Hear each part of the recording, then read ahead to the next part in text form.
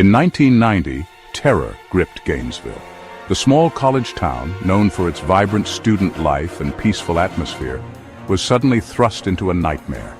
The streets that were once filled with laughter and the hustle of students became eerily silent as fear took hold. A killer stalked the night. Under the cover of darkness, he moved silently, his presence felt but unseen. The community was paralyzed with fear, each shadow a potential threat, each night a test of nerves. 5 young lives were taken. These were not just names in the news. They were sons and daughters, friends and classmates. Their dreams and futures were brutally cut short, leaving a void that could never be filled. It was a nightmare that unfolded in just 4 days. The rapid succession of the murders left the town reeling, unable to process one tragedy before another struck. Time seemed to stand still as the horror unfolded. The victims, all students at the University of Florida, were brutally murdered. Fear spread like wildfire. The campus, once a place of learning and growth, became a ground zero of terror. Students walked in groups, afraid to be alone, their eyes darting nervously at every sound. The once peaceful college town was now a hunting ground. The sense of security that had defined Gainesville was shattered, replaced by an overwhelming sense of vulnerability. The streets, once bustling with life, were now deserted as night fell. The killer, Danny Rolling, would forever be known as the Gainesville Ripper. His name became synonymous with fear and brutality, a dark chapter in the town's history that would never be forgotten. His crimes shocked the nation. His methods were brutal. The sheer savagery of his actions left a lasting scar on the community and the country, a reminder of the darkness that can lurk in the human soul, his motives shrouded in darkness. Despite the investigations and the eventual capture, the reasons behind his heinous acts remained elusive, adding to the chilling nature of his crimes. The city held its breath. Each day brought new fears, new anxieties. The sense of dread was palpable, a heavy weight that hung over Gainesville. Everyone wondered who would be next. The uncertainty was the worst part, the not knowing when or where the killer would strike again. It was a time of terror that left an indelible mark on all who lived through it. Danny Rolling was a drifter. He wandered from place to place, never settling down, always on the move. His life was a series of fleeting moments, each more unsettling than the last. He was born in Louisiana in 1954, a small town with a big heart, but for Danny, it was a place of torment and pain. The picturesque streets and friendly faces masked a darker reality. His childhood was marked by violence and abuse. His father, a police officer, was a tyrant at home. The young Danny endured beatings and emotional torment, leaving scars that would never heal. A troubled young man, he soon turned to crime. Petty thefts and burglaries were just the beginning. His criminal activities escalated, each act more brazen than the last. He drifted across state lines, leaving a trail of darkness in his wake. From Louisiana to Florida, his presence was like a shadow, creeping into the lives of unsuspecting victims. Rolling's weapon of choice was a knife.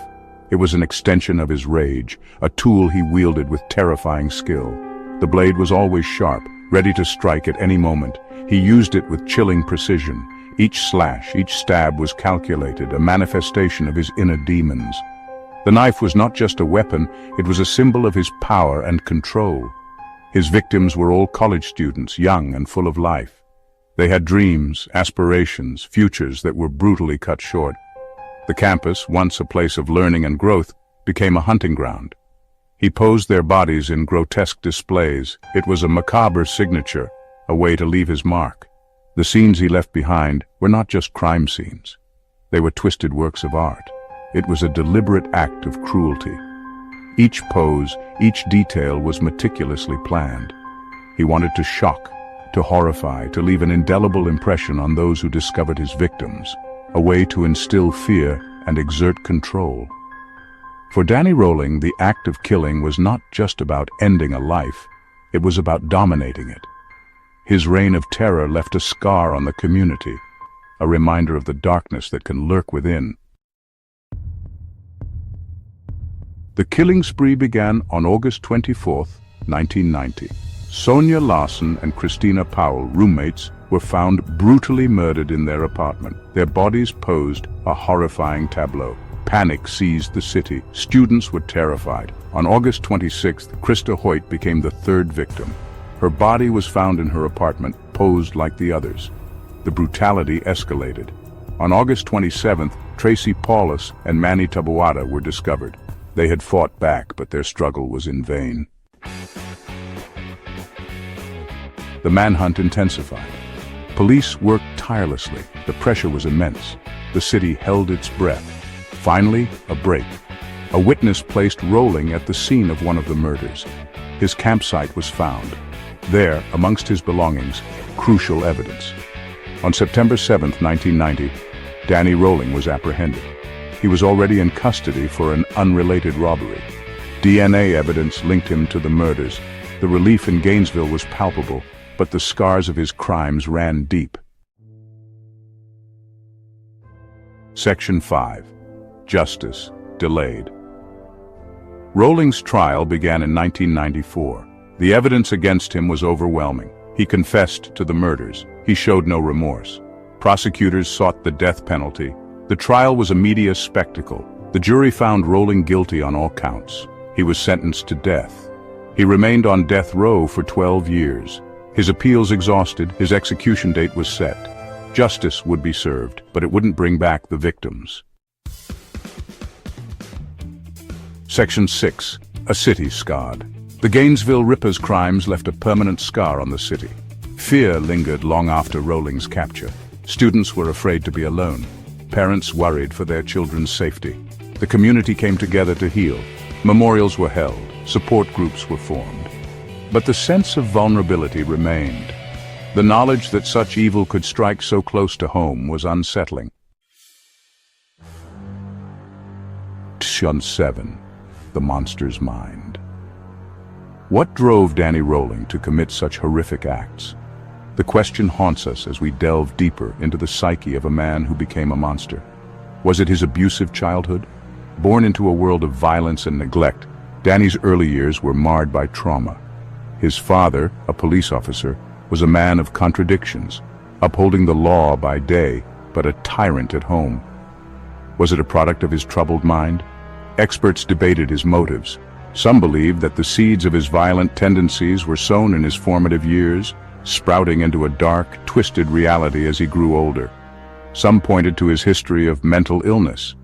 Diagnosed with antisocial personality disorder, Rolling exhibited signs of severe psychological distress. His mental health records paint a picture of a man at war with himself. Others saw a cold, calculating killer. To them, Rolling was not a victim of his circumstances, but a predator who meticulously planned his attacks, leaving a trail of terror in his wake. Rolling claimed he was possessed. He spoke of a demon named Gemini, who he said took control of his actions, driving him to commit unspeakable crimes. He said a demon named Gemini made him do it. This claim added another layer of complexity to an already convoluted case, blurring the lines between reality and delusion. These claims were dismissed by psychiatrists. They argued that Rolling's assertions were a desperate attempt to escape responsibility, a narrative crafted to evade the consequences of his actions. His true motivations remain a chilling mystery.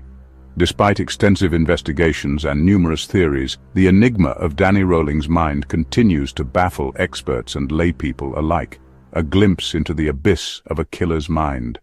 As we peer into the darkness, we are left with more questions than answers, a haunting reminder of the complexities of human nature. Section 8. Legacy of Fear. The Gainesville Ripper case had a profound impact on criminal profiling. It highlighted the importance of DNA evidence. It also led to increased security measures on college campuses across the country. But the true legacy of Danny Rolling is fear. His crimes serve as a chilling reminder that evil can lurk anywhere. It is a story that continues to haunt us, a cautionary tale about the darkness that can reside in the human heart. Section 9. Never Forgotten. Danny Rolling was executed by lethal injection on October 25, 2006. His death brought a sense of closure, but it could not erase the pain he inflicted. The victims' families still grieve, their loss a constant ache. The memory of the Gainesville Ripper serves as a reminder to be vigilant, a reminder to cherish life, and a reminder to never forget the victims. Their lives cut short, but their spirits live on.